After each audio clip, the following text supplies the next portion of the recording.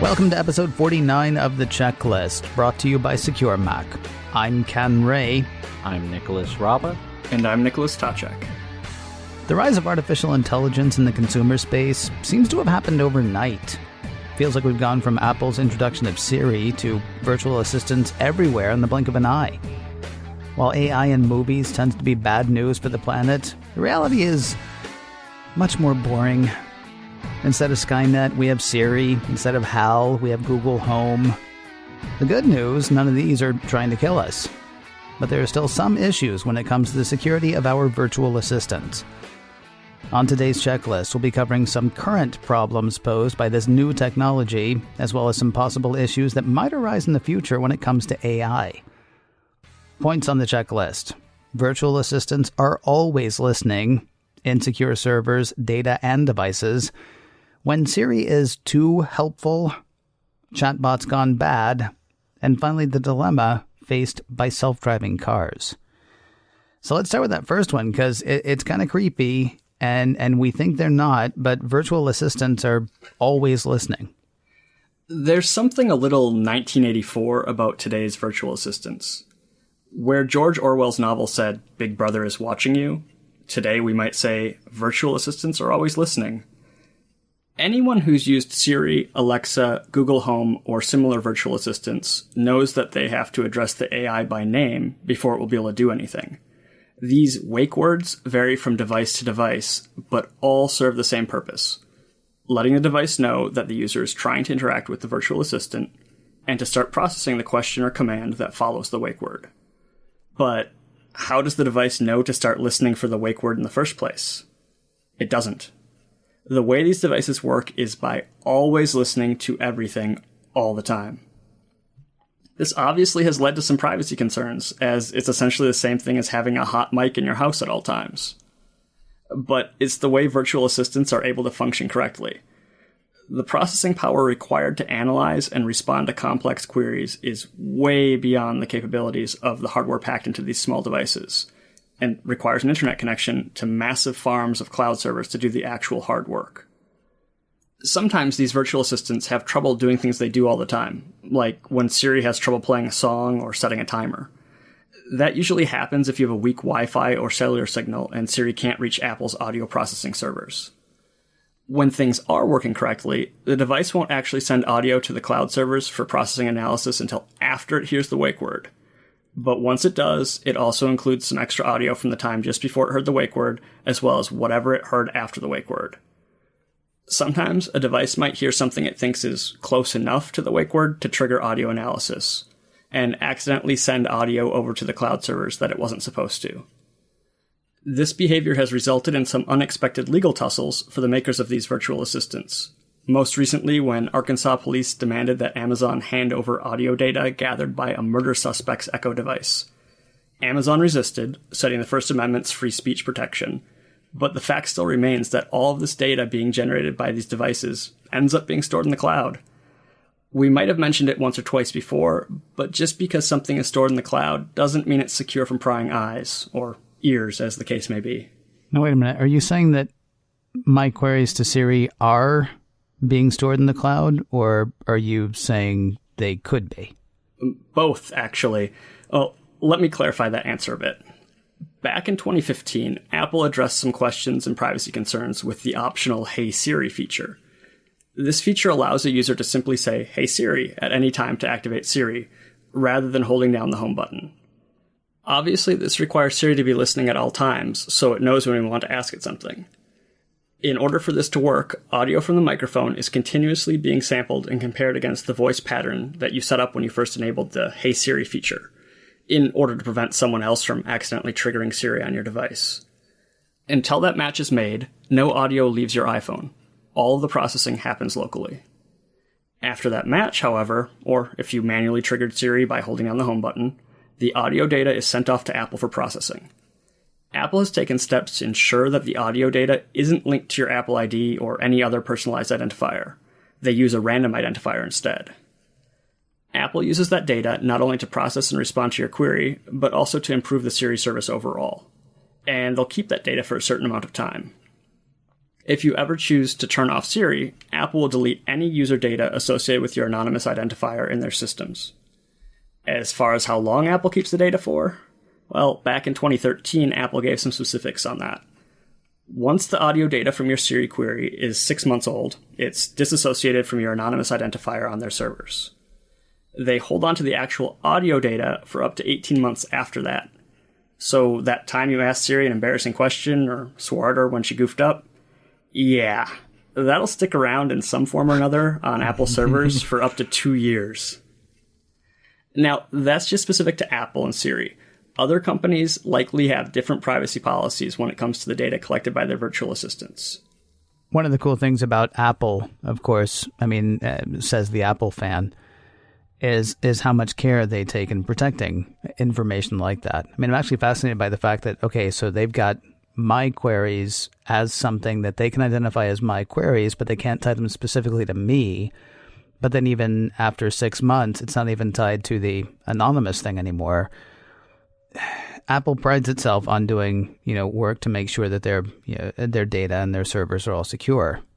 So let's move on to another issue: insecure servers, insecure data, and insecure devices. Well, we mentioned earlier that the hardware in all these devices can't handle the requirements of a fully functioning virtual assistant on their own. They rely on powerful cloud servers to store, analyze, and respond to spoken questions and commands. It would be great from a privacy perspective if these devices could do it all without the need for an internet connection.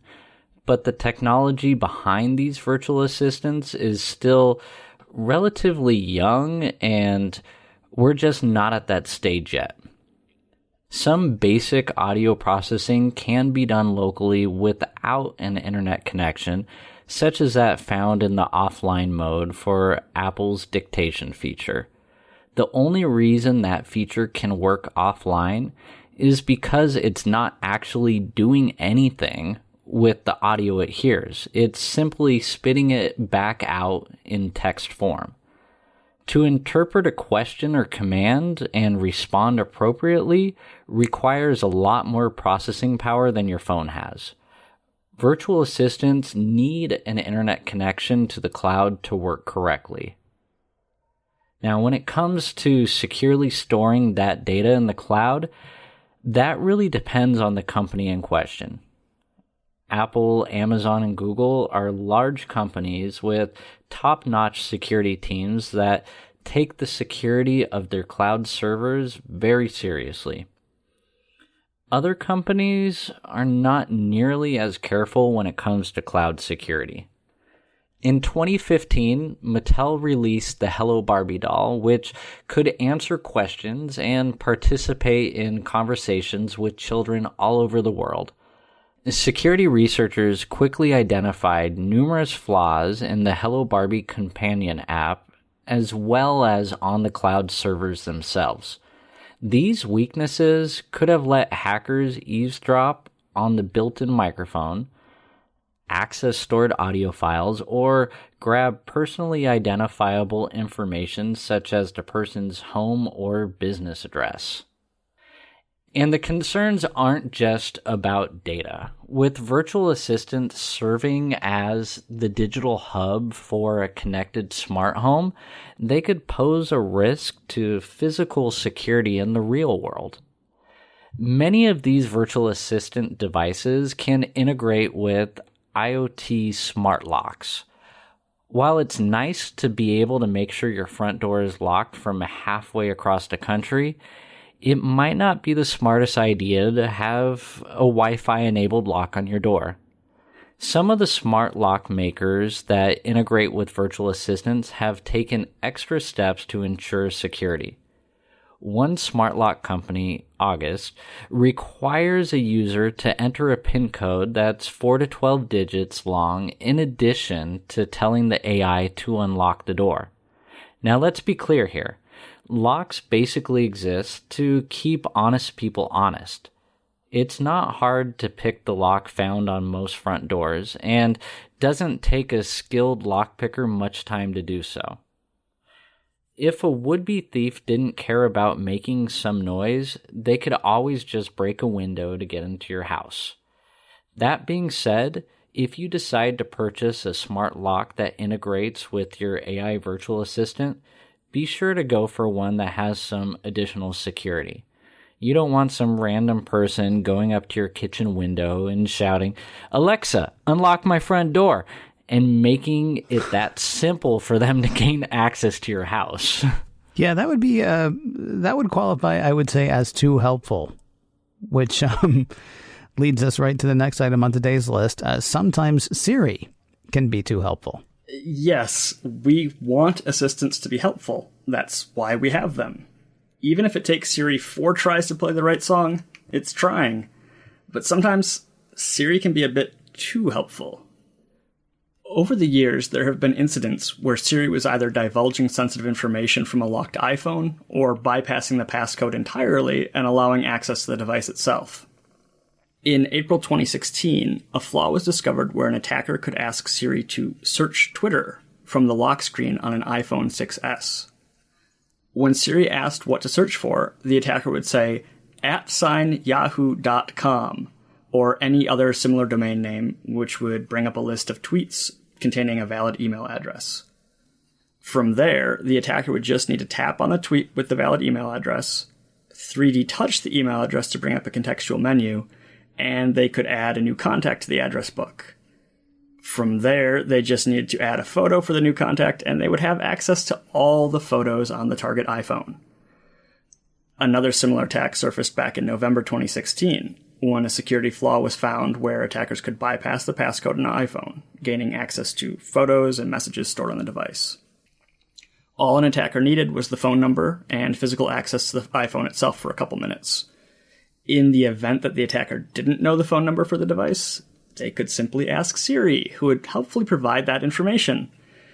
By following a specific set of steps, including asking Siri to enable and disable the voiceover feature at the right time, the attacker could create a new contact on the target iPhone, and from there browse through photos stored on the device or view conversations with any of the other contacts in the address book. In February 2017, a user on Twitter found out that if she asked the right questions, Siri was all too happy to provide a bunch of personal information from a locked iPhone she had found. By asking, "What's my name?" she was able to learn the iPhone owner's name. "Who do I call most?" pulled up the recent calls list. By looking at the phone's notifications and asking Siri the right questions, she was able to determine the iPhone owner's first and last name, where she lived, and where her car was parked. Yikes. But that's helpful for getting it back to her, right? Yeah, in that particular case, I believe the phone was returned correctly, but still a little scary. In June 2017, a security researcher discovered a flaw that could allow thieves to hide from Find My iPhone. By simply activating Siri from the lock screen and saying "mobile data," Siri brings up a toggle switch that a thief can use to basically take the iPhone offline. This would effectively make the stolen iPhone invisible if the rightful owner tried using Find My iPhone, and they also wouldn't be able to initiate a remote wipe of the device. This would allow the thief to try and bypass the passcode screen at their leisure without the fear of being tracked down by the police. Apple has been quick to patch many of these problems, but people who are concerned about their privacy might want to take the extra step to disable Siri entirely when the iOS device is locked. This can be done by opening the Settings app in iOS, tapping Siri, then sliding the Access When Locked toggle to the left to completely disable Siri when the iOS device is locked. How do people find flaws like these? I mean, do you have to think in a certain way, or is it... I mean, I heard one commonality in the couple of things that you were saying there, which was when you get to a place where you're adding a photo for a new contact, then you have access to all the photos. I mean, is it just a matter of knowing that there's one way to get at a flaw, and so then you got to figure there are many ways to get to that flaw? Or do you have to be sort of like a security-minded individual who sort of, sees the holes even when the holes aren't visible?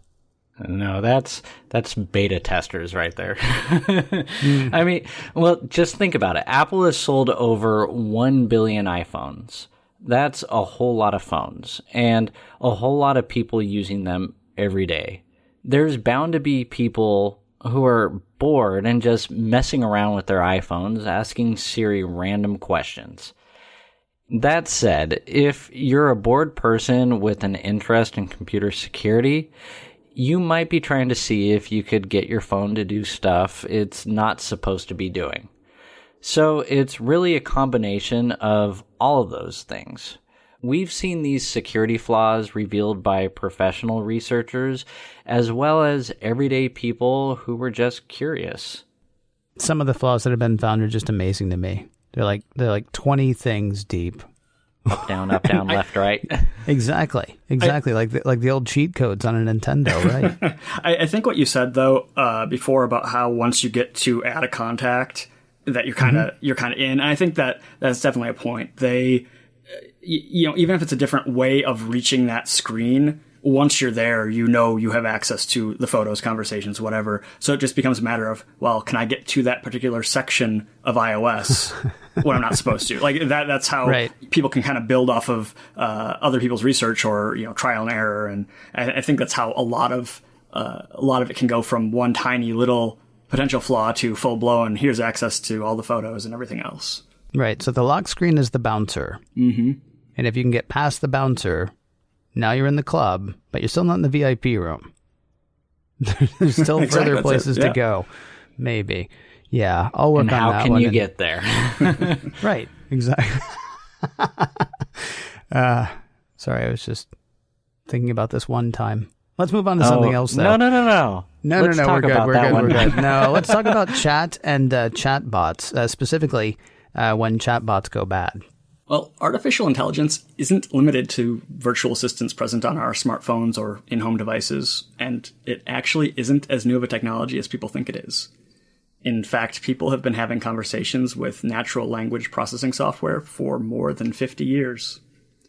Some of our listeners might be familiar with Eliza, an early ancestor to modern AI. Created in the mid-1960s at MIT, Eliza was a chatbot that could simulate conversation through pattern matching and string substitution. Chatbots evolved through the years, getting better at mimicking human conversational patterns. SmarterChild was an extremely popular chatbot that was originally released for AOL's Instant Messenger platform in 2001. SmarterChild used the input from conversations with millions of people to help learn and shape its responses, providing a fairly realistic illusion of conversation with an actual human being. It had many of the same capabilities that we currently see in modern AI like Siri. SmarterChild could provide sports scores, weather forecasts, movie showtimes, and more. While they kind of dropped out of fashion for a while, chatbots have made a huge comeback in recent years. The rollout of these next-generation chatbots has been a bit bumpy at times, though. One particularly cringe-worthy example of machine learning gone bad hit in March of 2016, when Microsoft released Tay. Tay was a Twitter bot that Microsoft described as an experiment in conversational understanding. Like SmarterChild, Tay learned from conversations it had with users, and used what it learned as a basis for future conversations. Unfortunately, trolls quickly took advantage of this fact with disastrous results. Within 24 hours, Tay had turned into a vulgar, racist, and misogynistic chatbot, a far cry from Microsoft's original intent. After making a vain attempt to delete some of Tay's more offensive tweets, Microsoft eventually gave up and pulled the plug on Tay. While Tay wasn't originally created with malicious intent, other chatbots are. In 2016, a number of people fell victim to a chatbot pretending to be a female user on the Tinder dating app. After exchanging a few back-and-forth messages with a potential victim to lure them in, the chatbot would convince the victim to click a link to become verified by Tinder. Clicking the link resulted in a form asking for the victim's username, password, and email address. To complete the verification process, the user needed to confirm their age by providing a credit card number. Of course, none of this was legit. People who fell victim to this chatbot-powered form of phishing ended up with expensive memberships to porn sites, with nary a date in sight. Sometimes it's not the chatbots themselves that are the problem, but bad guys impersonating the chatbots. Just kind of funny, it's a human impersonating a robot impersonating a human. Now, modern-day chatbots are increasingly being used to provide basic customer service capabilities, like the phone tree menus when you call a big company. Press 1 for billing, press 2 for sales, and so on.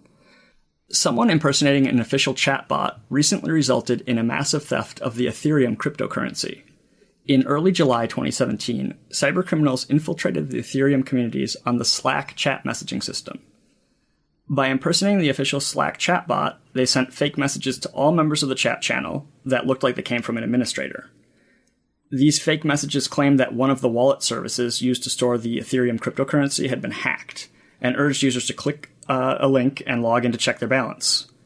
Bad news again. The link went to a phishing site, and the bad guys used the stolen login credentials to drain the victims' wallets. In less than a week, the cybercriminals had stolen more than $500,000 worth of the cryptocurrency. So everything we've talked about to this point either, sits on a table, like Amazon's Echo or Google Home, or rides around in your pocket, like Siri on an iPhone or on your watch even. But there are AIs that'll theoretically carry us around one day, maybe one day soon. Talk to me about the dilemma of self-driving cars. Well, that's a totally different thing that's not totally different. By using a variety of sensors, self-driving cars can tell where they are on the road, identify other cars, stop signs and stoplights, stick to the speed limit, and generally try and avoid getting into accidents. This technology is far from perfect, and the stakes are much higher when you're talking about 2 tons of metal going 70 miles per hour. If Siri goofs up and plays the wrong song, no big deal. If your self-driving car goofs up, the results can be disastrous. There have been some recent examples of self-driving cars failing at their prime directive. In December 2016, Uber decided to deploy some self-driving cars in San Francisco, explicitly in violation of California's state regulators. It turns out that state regulators had good reason, as Uber's self-driving cars blew through at least 6 red lights. Thankfully and luckily for Uber, nobody got hurt. Uber took their self-driving cars off the city streets after that. Now, one man using Tesla's autopilot feature wasn't so lucky. In May 2016, Joshua Brown enabled his Tesla's self-driving mode. About a half hour later, his car drove straight under a semi-truck trailer while it was making a turn. An official report later stated that during the 37 minutes of autopilot mode leading up to the fatal crash, Mr. Brown only had his hands on the steering wheel for 25 seconds total. Now, Tesla has since made updates to the autopilot feature requiring more frequent hand contact with the steering wheel and disabled self-driving mode altogether if the driver goes too long with their hands off the wheel. There may be more trouble for self-driving cars down the road. The technology is still in its infancy and obviously not ready for wide-scale deployment at this time. In the future, self-driving cars will be faced with some tough ethical decisions to make when it comes to the safety of the passengers as well as others on the road. Should a self-driving car try to protect its occupants at all costs, even if it means injuring or killing somebody else? Should a self-driving car deviate from its lane and crash into another car in order to avoid hitting a child who's run into the street? What if there's an entire group of people in the road and hitting at least some of them is unavoidable? Who should the car hit and who should it try to miss? There aren't easy answers to any of these questions, and while we're not quite at the point of needing to come up with them yet, they're going to play an important role in the future as autonomous cars become more prevalent. That's crazy. I'm sorry, I have nothing to add there except that's crazy. I mean, the idea that you're pretty much going to have to teach your car philosophy before your car can take you to the store for a pack of smokes. Which, by the way, your car may decide, no, I'm not taking you to the store for a pack of smokes because that's deadly. It's not healthy, Ken. Exactly. That's kind of crazy, right? Take me to the bar. Well, how many are you going to have? Well, I'm going to call a cab. You're going to have to start lying to your car. I know, right? No, I wasn't at the bar. I was at the store next to the bar. Car? Ken, I watched you walk into this location. Yeah. Oh, that's it. I'm walking everywhere. Hey, we cover a lot of information on every episode of the checklist. If you miss any of it, well, there's good news. You can always go back and check some of the notes for this show and shows that have come before and any shows that come after. SecureMac.com/checklist is the address to do that. SecureMac.com/checklist. If you have a question you'd like to ask or a topic you would like to hear us hit, we do have an email address. We'd love to hear from you. Checklist@securemac.com is that address. That email address again, checklist@securemac.com. And if you can't remember that, do remember this. You're listening to The Checklist, brought to you by Secure Mac. And we'll talk to you next week.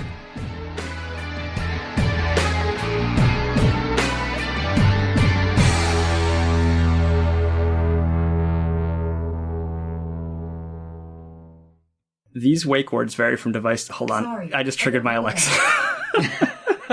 Yay! Oh my god, hold on. Let me go turn it on. No, it's probably sending all this episode to Amazon right now. Oh my god, that's hilarious. And what's funny is nobody knows how to wake Google Home. Nobody.